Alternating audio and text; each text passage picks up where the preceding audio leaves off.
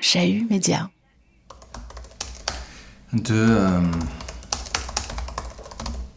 C'était l'été 2023.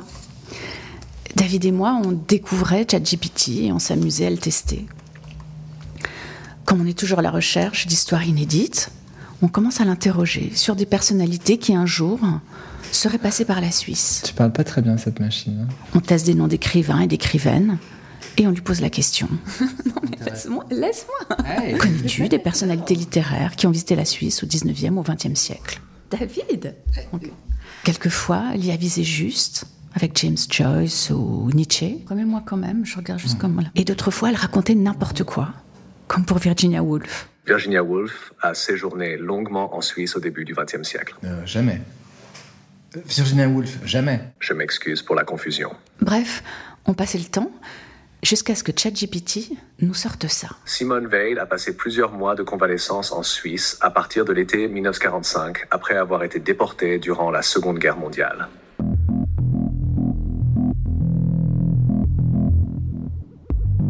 Ça nous disait rien, alors on pensait que l'IA s'était plantée une nouvelle fois. Sauf que la bécane insistait. Je peux affirmer que Simone Weil a séjourné à Nyon, en Suisse, en 1945. Après avoir été libérée du camp de concentration d'Auschwitz, elle a passé plusieurs mois à Nyon, chez une famille d'accueil, pour se rétablir avant de retourner en France. On lui a demandé ses sources. Quelles sont... Et là, ChatGPT nous a sorti un bouquin dont on n'avait jamais entendu parler. Des sources. Parmi mes sources, les mémoires de Simone Weil confirment son séjour à Nyon en 1945. De plus, l'ouvrage Retour à la vie, l'accueil en Suisse romande d'anciennes déportées françaises de la Résistance, examine en détail l'accueil des anciennes déportées françaises de la Résistance en Suisse romande après la Seconde Guerre mondiale. Ce livre, on l'a commandé, on s'y est plongé, et on a été troublés par ce qu'il raconte.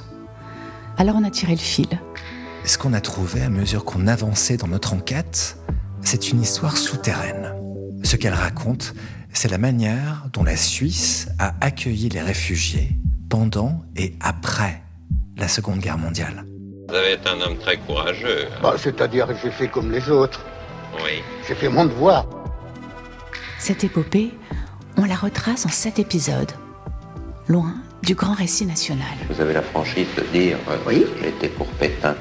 On y trouve des parcours personnels, héroïques ou tragiques, des exils, des frontières barbelées, des passages clandestins, des décisions d'État meurtrières. On m'a proposé plusieurs fois d'entrer dans la résistance. Mais aussi on y trouve des actes de résistance citoyenne, des enfants sauvés des bombes par des convois téméraires, ou bien encore un train aux airs d'Arche de Noé, qui dépose tout en haut d'une montagne vaudoise des milliers de rescapés. Tiens. Ok. La malandre. Je me suis fait un coup de À la frontière. Une série documentaire podcast Chahut Média. Carole Harari. David Brun-Lambert. Prologue. Et si j'arrivais toutes à les retenir. Châteaudet, au chalet Combette, janvier 2009, ça c'est le point de départ qu'on avait avec Carole. Qu'est-ce que vous découvrez grâce à une certaine Irène Gander-Dupuis, à ce moment-là, 94 ans ? Irène Gander-Dupuis a été notre nounou, une femme que nous adorions, les 4 enfants échaqués. Brigitte Échaquet-Monnier, co-autrice de l'ouvrage Retour à la vie. Et elle avait son anniversaire fin janvier. Et donc, avec ma sœur Ariane, nous avons été lui rendre visite pour lui apporter une petite plante et lui souhaiter son anniversaire. Et là, elle nous dit « Mais vous savez, j'ai tenu une maison de déportés. »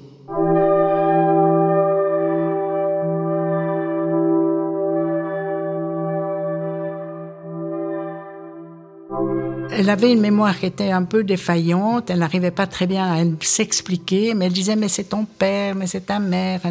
Elle mêlait mes parents à cette histoire, mais nous ne comprenions pas très bien. Et puis à un moment donné, elle a sorti un livre d'or, qui est là d'ailleurs, et qui s'ouvrait sur une première page avec la signature de Geneviève de Gaulle.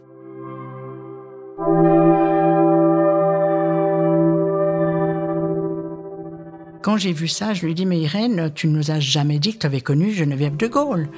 Oui, parce que c'est elle qui a organisé ces maisons d'accueil. Puis non, vraiment, c'était... Et j'ai commencé à fouiller un peu ce livre d'or. Et elle nous a sorti aussi un album de photos qu'on ne peut pas vous montrer aujourd'hui parce qu'il est à Paris, avec environ 150 photos de ces femmes, dont des photos avec Geneviève de Gaulle, dont une photo avec ma mère. Et là, je me dis, mais qu'est-ce que c'est cette affaire? Donc, je lui ai dit, écoute, tu me prêtes tout ça. Mon mari, Éric, est historien. J'aimerais lui montrer ces documents. Voilà le début de l'histoire.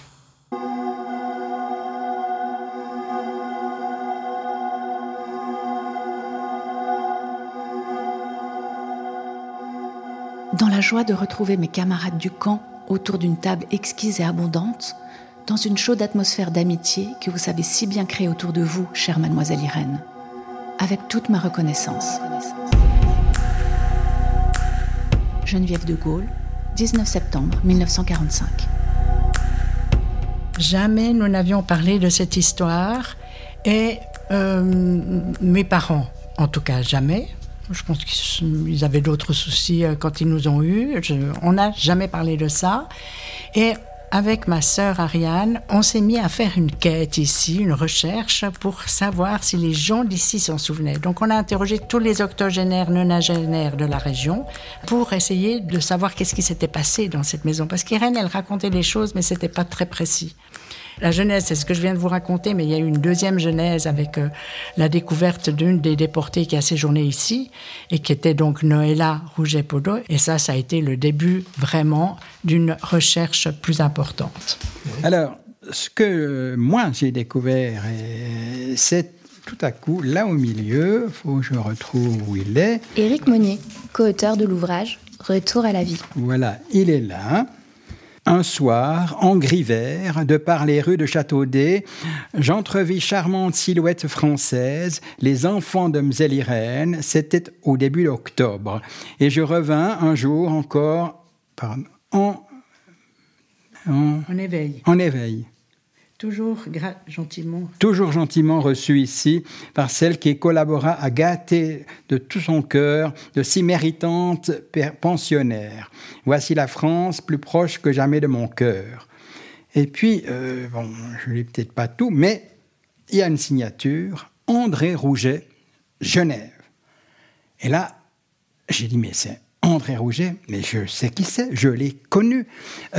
André Rouget animait, dans le cadre du service civil international, le groupe de Genève de cette association, qui est une association pacifiste, et on faisait, une fois par mois à peu près, le samedi après-midi, on allait retaper un appartement à gauche, à droite, à la demande des services sociaux, et c'était lui qui coordonnait tout cela. Et en effet, à l'époque, on nous disait, tu sais, la femme d'André, elle a été dans les camps, mais il ne faut pas en parler. Bon, alors on n'en parlait pas. Bon, en cherchant son nom sur Internet, je suis malheureusement tombé sur son faire-part de décès. Mais le faire-part commençait par Madame Noëlla Rouget, et dans le livre d'or, il y avait la signature de Noëlla. Alors j'ai dit, forcément c'est elle, quoi.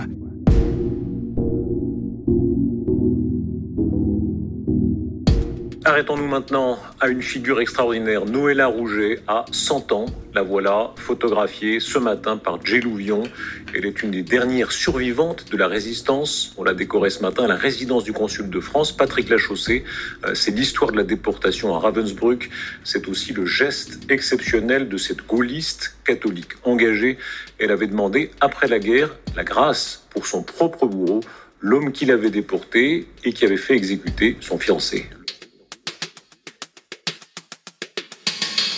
Elle était encore cette grande figure, je dirais, parce que après, évidemment, elle est décédée à 101 ans. À la fin de sa vie, ça devenait un peu plus compliqué pour faire des... Mais à ce moment-là, elle avait encore une très belle mémoire. Je vais vous le prouver. Donc, je fais le numéro et je dis « Bonjour madame, vous êtes bien madame Rouget ?» « Oui. » Je m'appelle Brigitte Échaquet-Monnier. Est-ce que ce nom évoque quelque chose pour lui ? Ah, bien sûr, c'est le médecin qui m'a soigné à Châteaudet. Paf, j'ai reçu une petite gifle là parce que mon père. Donc elle se souvenait parfaitement de Châteaudet et c'était bien ce qu'on voulait finalement. Et là, je lui ai dit, Madame, je suis extrêmement émue de vous trouver parce que voilà, nous avons parlé avec Irène Gonder. Ah oui, mademoiselle Irène, nous disait-elle. Et du coup, je lui dis, mais vous savez, nous sommes en train d'enquêter sur cet accueil de Châteaudet. Est-ce que vous accepteriez de nous voir?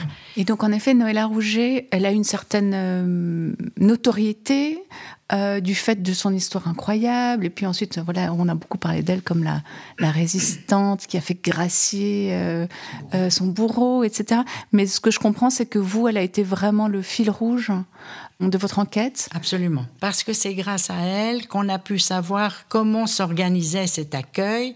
En fait, l'ampleur de l'affaire, comment ça s'était fait, et qu'il y avait d'autres maisons.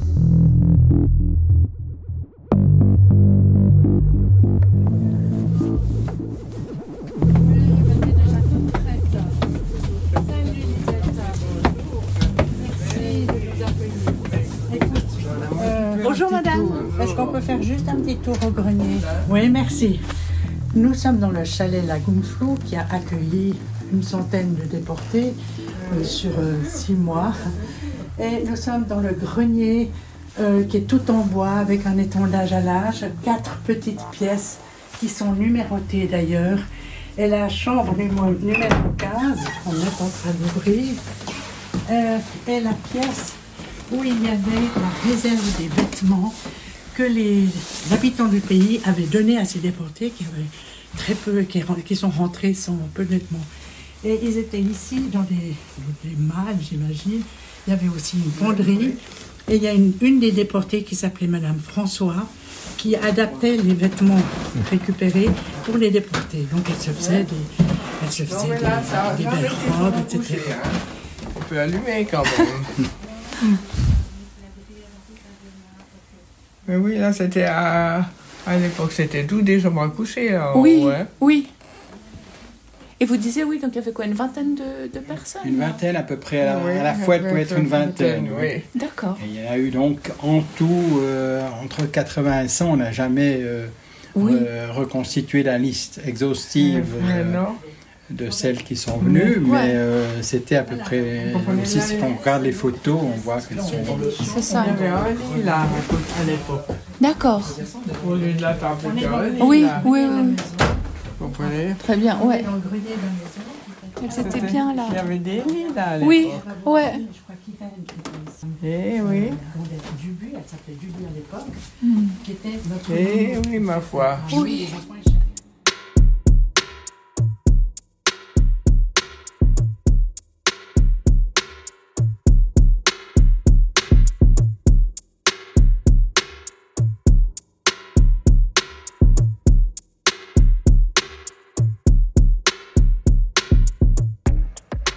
Ce que les Monnier découvrent, c'est un épisode méconnu de l'histoire de l'après-déportation qui voit environ 500 déportés accueillis en Romandie à partir de l'été 1945 et jusqu'au printemps 1947. Aux manettes de cette vaste entreprise de rétablissement de femmes meurtries par la guerre, Geneviève de Gaulle, nièce du général, figure immense de la résistance française déportée à Ravensbrück. À sa libération en avril 1945, elle rejoint au bord du Léman son père, Xavier de Gaulle, alors consul de France à Genève. Et alors là, Geneviève de Gaulle voit quand même que la Suisse, il y a des magasins qui sont pleins, il y a eu des restrictions, mais qui n'ont rien à voir avec ce qui était le cas en France ou dans d'autres pays meurtris par la guerre. Éric Monnier. Et elle se dit que là, peut-être, ce serait bien si elle pouvait faire revenir toutes ses camarades du camp pour des séjours de convalescence. Et elle va sur le quai de la gare qu'on avait à Genève parce que passaient quelques convois de déportés qui auraient été rapatriés. Et là, elle va voir un convoi autour du 20 avril de rapatriés qui revenaient de Mauthausen. Ça passe par Genève avant d'aller à Annemasse, puis de regagner la France elle-même. Elle raconte, quand j'ai vu le dernier wagon quitter la gare en direction de la France, je me suis dit, mais est-ce que je ne pourrais pas les retenir ici ? C'est à ce moment même que, comme dans un scénario bien rodé, un groupe de dames vint se présenter. Je les avais remarquées au passage, distribuant avec émotion et gentillesse des présents de bienvenue le long des wagons, en particulier des sacs de toilette fort bien préparés. Elles souhaitaient faire davantage. Elles pensaient que, en stricte justice, c'était aux plus privilégiés qu'il appartenait de venir en aide aux plus éprouvés.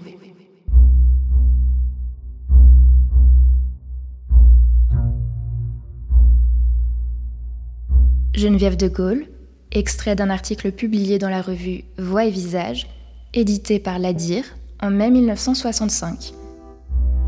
Aujourd'hui, ces dames lausannoises souhaitent contribuer à aider les anciennes déportées et les internés de la Résistance.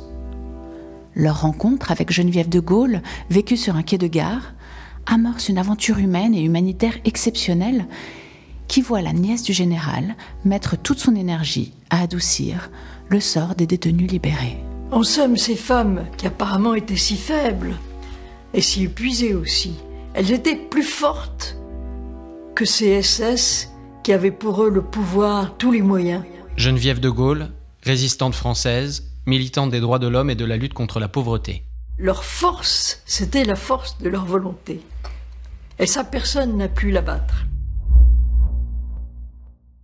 Dans le but d'offrir une convalescence digne aux femmes déportées, Geneviève de Gaulle crée en collaboration avec l'ADIR, l'Association nationale des anciennes déportées et internées de la Résistance, née à l'intérieur même des camps de l'horreur, ce programme d'aide 100% féminin grâce auquel environ 500 anciennes déportées françaises allaient passer des mois de convalescence à Nyon ou Châteaudet, aux Avants ou bien à Fribourg, à Mont-sur-Lausanne ou encore à Montana. Et comment, ici, cet accueil, etc., par qui il est financé? Comment ça s'organise d'un point de vue très concret? Alors, il y a différents financements. Il y a, d'une part, Geneviève de Gaulle se lance à donner des conférences sur son expérience. Et ces conférences amènent énormément d'argent. Brigitte Échaquet-Monnier. Et étonnamment, beaucoup plus qu'on ne pourrait imaginer. Les gens, ils mettent des bijoux dans les corbeilles, ils mettent beaucoup d'argent.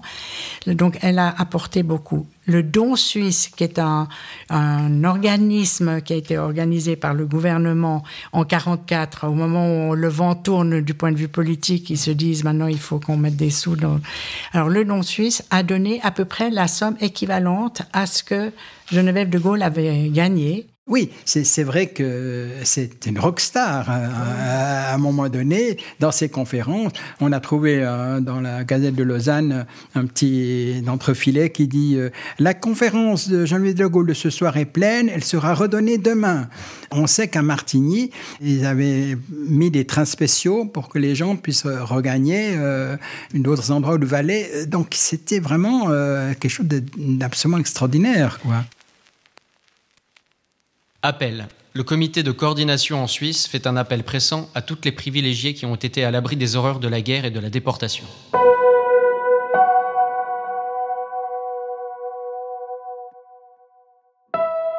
Plusieurs actions sont en cours et prévues.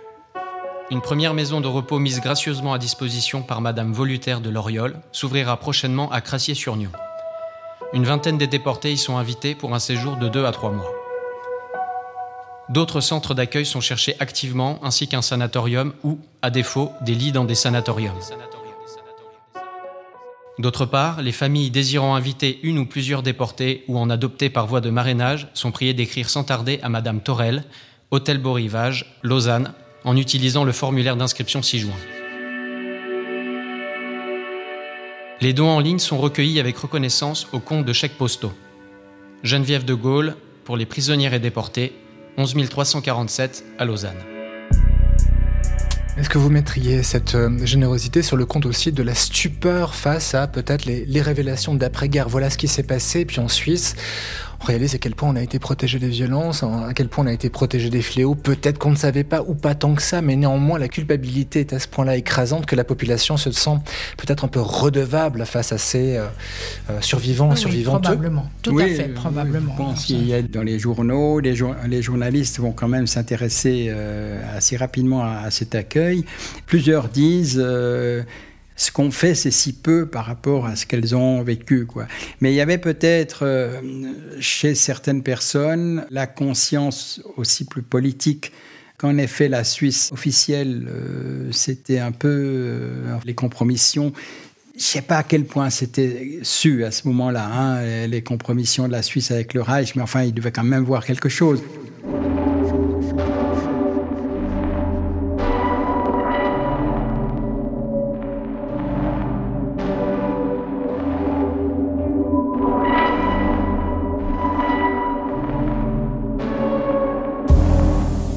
La Suisse, comme le suggère Éric Monnier, s'est-elle sentie redevable envers ses survivantes au sortir de la Seconde Guerre mondiale? Et redevable de quoi? Sur le rôle de la Confédération durant le conflit, on ne savait pas grand-chose au moment de notre visite à Châteaudet. On connaissait en revanche une version longtemps admise, selon laquelle la Suisse avait été tout au long de la Seconde Guerre mondiale une terre d'asile, généreuse, fortement attachée à sa tradition humanitaire. Une nation neutre, propre, en ordre, fondée sur la continuité institutionnelle et la stabilité politique, et qui avait su habilement, peut-être même courageusement, se préserver des invasions. La Suisse, premier et dernier résistant de l'Europe, on le sait, ce récit sur lequel s'est construit l'identité nationale helvétique à partir de 1945 est faux. S'il a fait office de mémoire officielle pour toutes citoyennes et citoyens suisses jusqu'à la fin des années 90, il s'est fracassé au début des années 2000 contre les conclusions d'une commission d'historiens chargée de faire la lumière sur l'attitude de la Suisse durant la Seconde Guerre mondiale. La commission indépendante d'experts suisses Seconde Guerre mondiale, dite Commission Bergier. Et la Suisse, c'est à la fois les banques et la Croix-Rouge, les ouvriers italiens et les banquiers zurichois, les femmes du canton de Vaud et les ouvriers du textile à Saint-Gall. C'est un peu tout ça qui fait que c'est un pays complexe. Ce pays complexe, comme le nommait à l'instant l'historien Marc Pernoud, et son attitude durant la Seconde Guerre envers les réfugiés, c'est lui que notre enquête nous a poussé à observer. Et ce pays complexe, c'est-à-dire ni exemplaire, ni totalement condamnable, on est allé examiner ses contradictions à ses frontières. Deux en particulier. La frontière franco-genevoise, à côté de là où on vit, mais aussi dans le Jura, du côté de Porrentruy. Deux endroits où, à l'été 1942, ce pays a choisi de fermer ses portes à des populations en danger. La tricherie a sauvé des vies, c'est le titre du prochain épisode de cette série. À la frontière. À la frontière, une série documentaire podcast Chahut Média, interview et réalisation David Brun-Lambert et Carole Harari, musique originale Léonie Pernet. Ce programme a été rendu possible grâce au précieux soutien de la Loterie Romande, de la Fondation philanthropique Famille Sando et de la commune de Montreux, en partenariat avec la Bibliothèque de Genève et la Maison de l'Histoire, Université de Genève. Vous dire aussi, si comme nous, à l'écoute de cette série, vous vous êtes posé la question de savoir comment se passe aujourd'hui l'accueil des réfugiés, adultes ou mineurs en Suisse, on vous propose d'aller découvrir sur le site de Chahut Média, www.chahut.ch, une mini-série conçue en partenariat avec asile.ch qui résume ce qu'il faut savoir de l'accueil et des droits des réfugiés en Suisse aujourd'hui.